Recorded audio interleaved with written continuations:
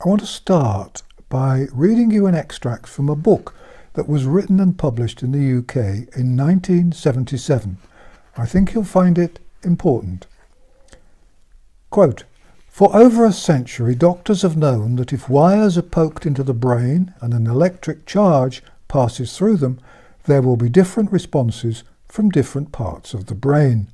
A wire poked into one part will cause a leg to move. The same wire poked into another part of the brain will cause an arm to twitch. 50 years ago, we knew that with the aid of electronic stimulation, doctors could induce pleasure, eradicate pain, and recall memories previously lost. With electrodes in position, the patient can be controlled quite effectively from a distance. He can be made to eat, to sleep, or to work. His appetite, heart rate, body temperature, and other factors can also be monitored and controlled." This is still the quote from the book from 1977. "Researchers have shown that gentle cats can be transformed into aggressive beasts if certain parts of their brains are stimulated. In one dramatic experiment, Dr. Delgado of the Yale University School of Medicine in America wired a bull with electrodes and then planted himself in the middle of a bull ring with a cape and a small radio transmitter. The bull charged but was stopped by Dr. Delgado pressing a button on his transmitter. The bull screeched to a halt inches away from Dr. Delgado. Dr. Delgado reported that animals with implanted electrodes in their brains have been made to perform a variety of responses with predictable reliability as if they were electronic toys under human control. Similar experiments had even then been performed with human beings. The patients selected had all proved dangerous and had shown that they had uncontrollable tempers." Close quotes. And that's the end of the quote. I don't have to get permission to read that extract because it was from my second book, which was called Paper Doctors and was published in 1977 by Maurice Temple Smith in London. There are some reviews of the book on my website under the biography and contact button. Incidentally, by the way, talking of websites, I gather that there's a website on the internet that's published old email addresses for me. I'm afraid those addresses haven't worked for 10 years, so please don't use them. Sadly, Paper Doctors has been out of print for years, and for the record, I loathed animal experimentation as much then as I do now. I'm delighted that the British government now appears to have accepted that experiments on animals are pointless. Although I wrote all that in the 1970s, Delgado was working in the 1950s and the 1960s, and his work was just the beginning of a very complicated story that is only now coming towards its final chapters. Most people, and in that I include most doctors and most scientists, have never heard of Delgado's experiments and don't realize just how significant they were then and now are. It was Delgado and people like him who started the long, slow journey towards the control of the human body and human mind. There have, of course, always been two essentials for controlling people from a distance. First, you need a way to implant some sort of receiver in the human body. Over the years, the receivers available have got smaller and smaller. Today, people still think of microchips as being little things you can pick up and hold between your fingers, the sort of thing you might find in a mobile phone, for example. But some microchips are now way, way smaller than that. You can get a pile of the things on a fingernail. You could get one in a syringe and through the needle. You could get one in a spray and blow it up your nose. That's small. Not that anyone would want to inject a microchip into themselves, of course, though other people, I suppose, might like to do it for them. The second necessity is for a transmitter. And that's not difficult at all. You need a tall post of some kind, a flagpole or a tall building, or a pylon would do. And then you stick your transmitter on the top so that it can send out its messages over a wide area. That bit's easy. Something like a radio transmitter, or I suppose one of those things that sends signals to mobile phones.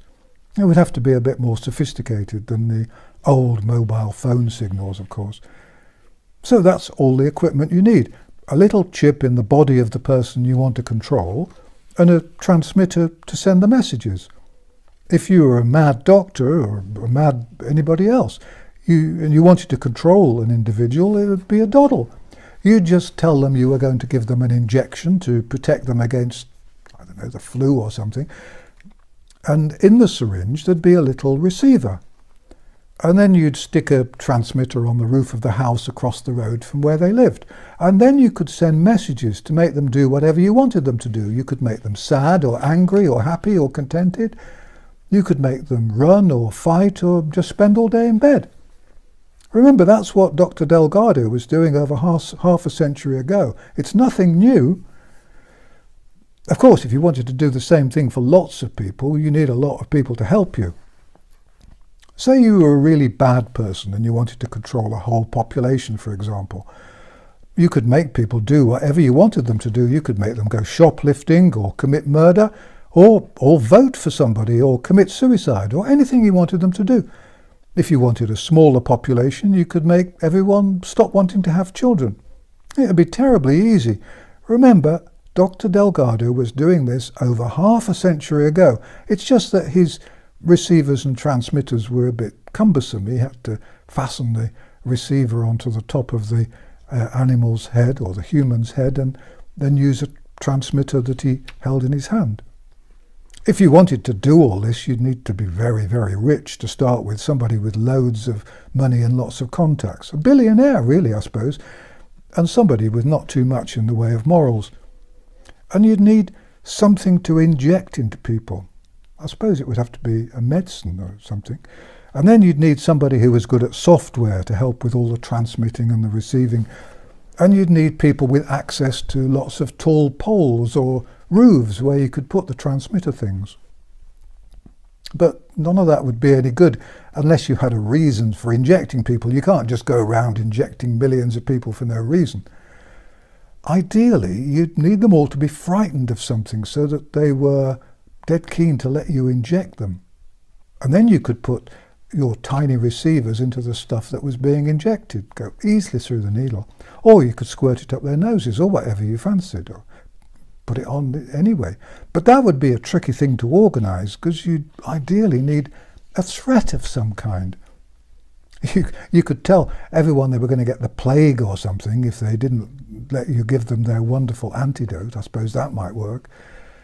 But for that you'd have to have a big scare about something. And that wouldn't be possible because you'd need some experts to say there was a big scare coming or present when really there wasn't. So they'd have to make up something or find something and then exaggerate it. Or you could find somebody not very good at what they did, I suppose, and get them to make a forecast that terrified the life out of everyone.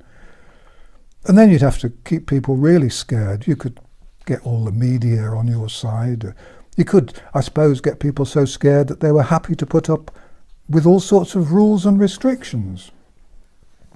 And you could tell people that if they didn't do what you told them to do, then the scary thing, whatever it was going to get worse than ever. And you'd need some experts and advisors, preferably somebody who had links to the companies making the stuff you were planning to give people. And you could promise them all sorts of things. And you'd probably need some fairly greedy and some compliant politicians too. But it really wouldn't be possible to arrange all that, would it?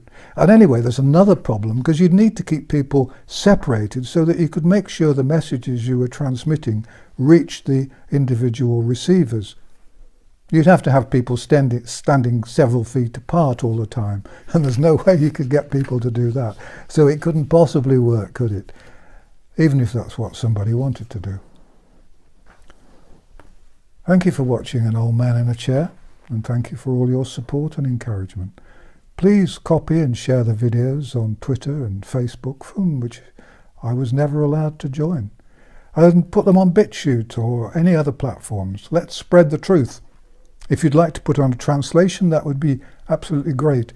If my videos disappear, then please go to my website to find out where you can see them. The transcripts of all my videos, including the growing number of banned ones, are always on my website, www.vernoncoleman.com. If you do have a bit of a brainstorm and visit mainstream media, Put on messages asking others to watch these videos to find the truth. If all the people watching this video help 1 or 2 people a week to see the light, then the whole nonsense will be over before you can say nonsense. This channel has not been monetized. I haven't authorized any ads, and there's no sponsorship. If you'd like to see more videos from me, please subscribe to my channel because they're not always easy to find.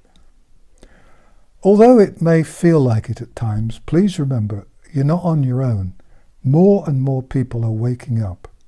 I firmly believe that together we will win this fight.